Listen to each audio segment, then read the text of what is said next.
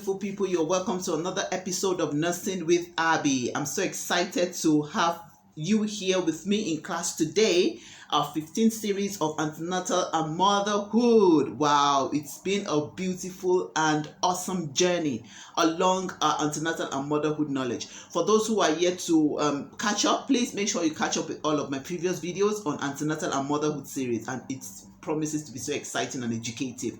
All right, now before we delve into the essentials in our delivery bag, I want to thank all my subscribers for always supporting me. Thank you for your presence. Thank you for your love. I really appreciate you. Thank you so much. Now, if you're watching me for the first time, you're welcome to this channel. My name is Nurse Abiodun, Nurse Abby for short, and this is Nursing with Abby, where I talk about nursing, lifestyle, and everything in between. All right, now today,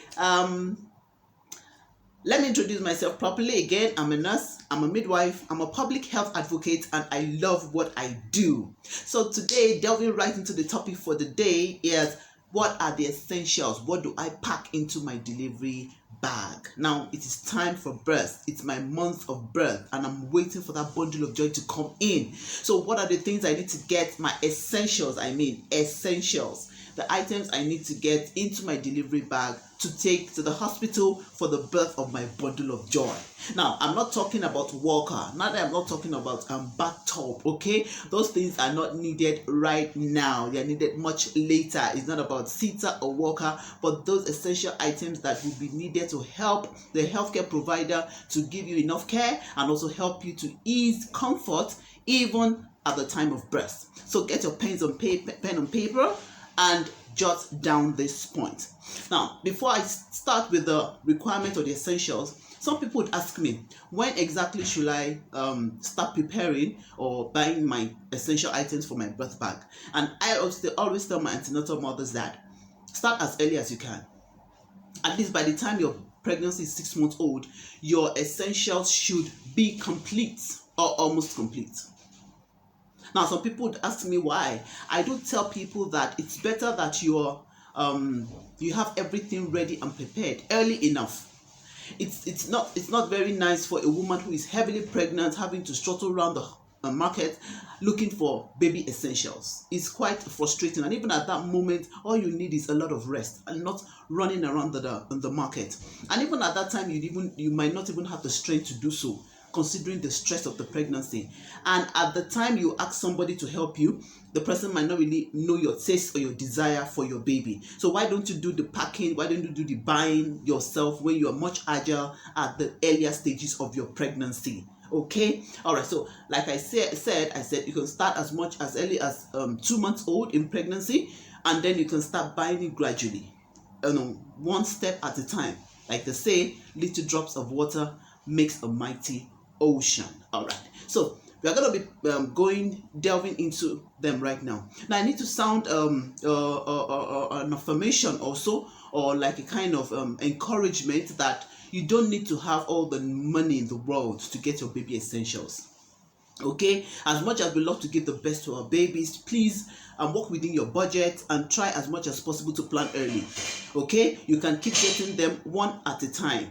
Cotton wool here, the board here, your booking early, all those items, your breast pad here, your set of underwears here. So as you're getting them early enough in pregnancy and you're consistent with them, by the 5th or 6th month of pregnancy, you notice that you've almost exhausted the list of the essentials that you need for your birth. Okay, so you can work according to your budget. We have baby clothes that are so expensive, and we have the ones that are not so expensive. We have baby caps that are so expensive, and we have those that are not so expensive. So work within your budget, and you don't need to break a bank to deliver a baby. Okay, so your pen and paper's ready. Let's go.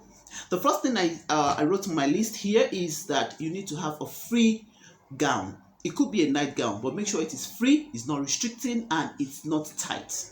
You need that when you get on admission to the hospital for easy mobility and all that. So you need something that is free and loose in your gown. Second one is you need a pair of slippers, but please ensure that it is not slippery. Make sure it is firm and sturdy on ground to prevent the risk of falls. Also, you need your maternity pad. That's very important, because at the later stages of pregnancy, you have a lot of vaginal secretions, you have a lot of water or blood coming out from your vagina. So you need to make sure that everything is neat, clean, and tidy. Okay, so you need to have your absorbent vaginal maternity pad. You can get one from the market and try it out, see how it is, how absorbent it is, before you now buy more and then you use for your delivery. All right, we also need our nursing bra. Yes, we need a nursing bra. So obviously most women do complain that the bras that they use before pregnancy might not fit them while they're pregnant. That's normal, because we expect a pregnant woman to add weight. So that might be a little tight for you, so you might need to switch onto another more comfortable bra, which could be a nursing bra. So you could get a nursing bra and start practicing with it even before the birth or delivery of your baby. All right, the ones that have the hollow at the front that you can open from the side, it's a good nursing bra. Make sure it is firm and it has big straps to hold your breast well. All right, you also need your underwear. Now your underwear could be cotton or it could be disposable. Please make sure either cotton or disposable. Cotton, because it is free, it allows air to pass through, and it is healthier. And then if it's disposable, it's easier for you to just use, and then you can discard appropriately. Please ensure appropriate discarding of your used disposable underwears or panties.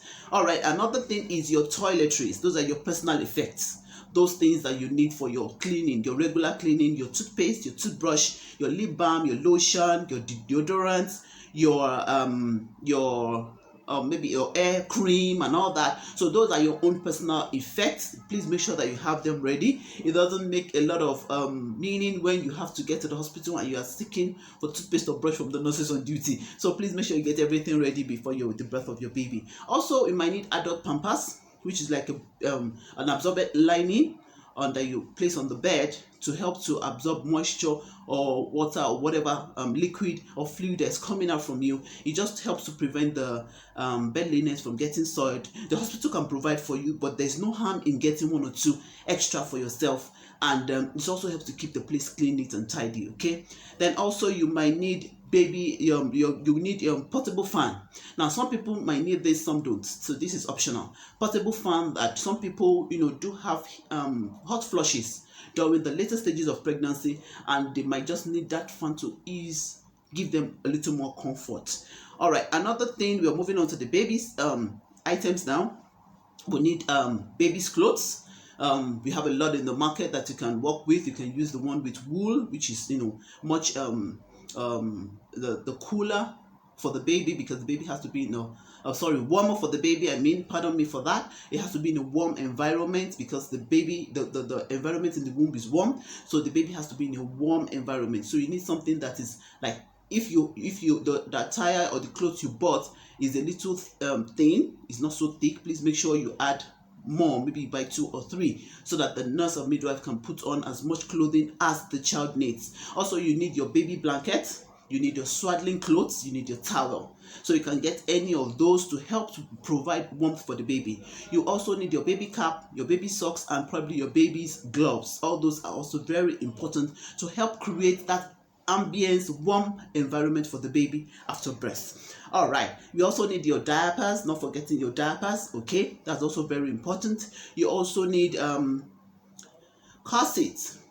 especially for those who deliver in developed countries. It's important that car seat is used to transport the baby from the hospital down to the house. You don't transport a baby without the car seat, which is appropriate for newly delivered babies.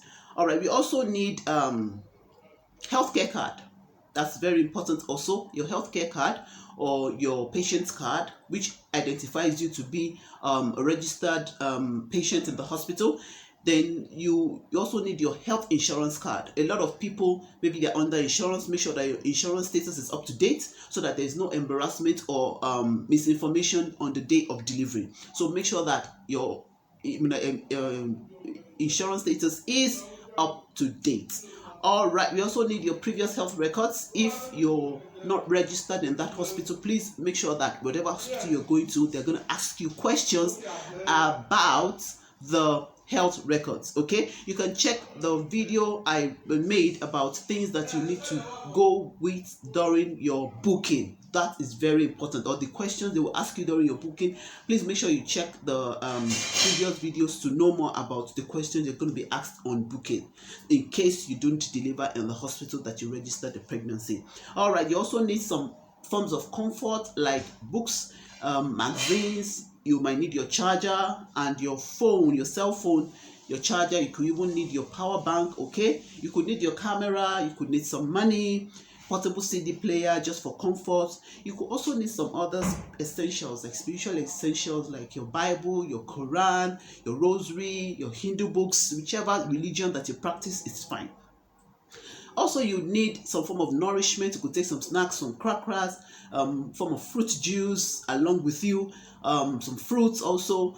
But you're going to ask your healthcare provider if you can take those items and when you can take them, especially at different stages of pregnancy. Some people believe taking meals during the later stages of pregnancy might induce vomiting that makes the woman weak. So ask with your healthcare provider and be sure you adhere strictly to their instructions. Okay, also, let's not forget our birth attendants, or we call them doula. Now, there are people that you advise or invite to help you with the birth process. They stay with you, they encourage and support you. It could be your mother, it could be your husband, it could be your sister, it could be a trained doula or birth assistant. So also make provisions for her clothing, cleaning essentials and all that, because you might be spending days in the hospital. So make everything available for your birth assistant. So with all this, I think you're okay and ready for birth. All these essentials are very, very, very, very important. So all of the things you can add if you want to, but these ones should always be in your checklist. So thank you so much for another beautiful time today on Nursing with Abby. I really love all the support and the love. Please make sure you share to your friends so that somebody that needs this video also comes across with it. Thank you so much. I appreciate your presence and see you in my next episode of Nursing with Abby. So from me here, Nurse Abby signing out. It's bye for now.